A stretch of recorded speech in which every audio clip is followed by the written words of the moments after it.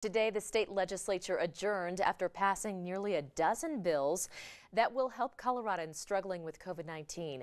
The legislation aims to bring relief to homeowners, small businesses, and even students. The question is, though, will it be enough? KRDO News Channel 13's Chase GOLIGHTLY joins us live tonight to break down what legislators came up with and how it could impact you. Chase.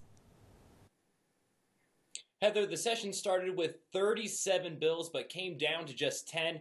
Those bills will allocate more than $200 million to help Coloradans, but not everyone will benefit.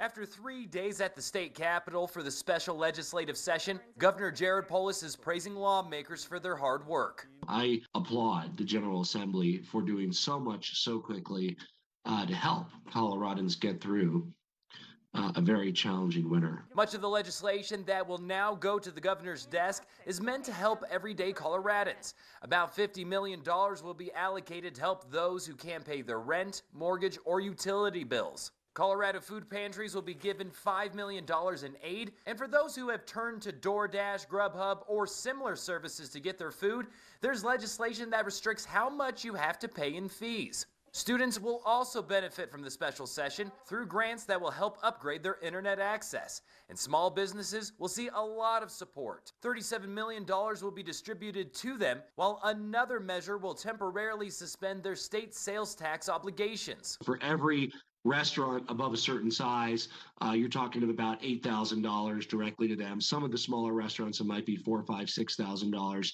In addition, waiving their fees for next year. But Monument Republican Senator Paul Lundeen has some misgivings. He worries that people struggling to pay rent and utility bills won't get a direct payment and will be forced instead to file a lot of paperwork. As any government program, you've got to jump through the government hoops. The reality is they're requiring people to meet the requirements to apply for and to receive the funding. Meaning some people who have felt the pandemic's economic impacts still might not qualify for the benefits.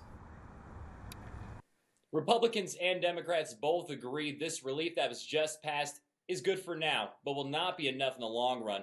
Legislators are now hoping the federal government will step in and do its part, or they will be back discussing more funding for these programs when they return next year. Reporting live in Colorado Springs, Chase GOLIGHTLY, KRDO News Channel 13.